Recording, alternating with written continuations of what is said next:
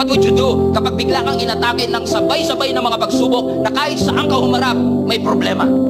What would you do? That even your money cannot solve it. That even your connections cannot solve it. That even your experience and education cannot solve it.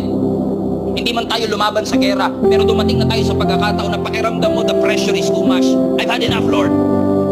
Pressure sa trabaho, pressure sa deadline, pressure sa family, pressure sa business plans. My heart is overwhelmed with worries, insecurities, fear, sadness, and loneliness.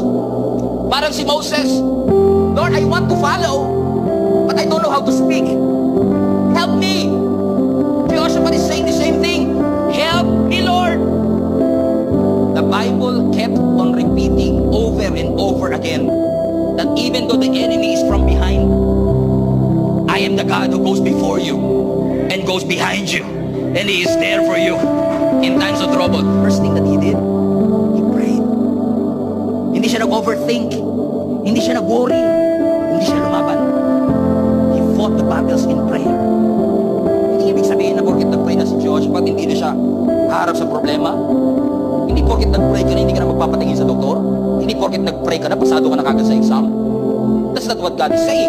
What God is saying is this: prioritize God above all else. Bago ang lahat, si Lord muna.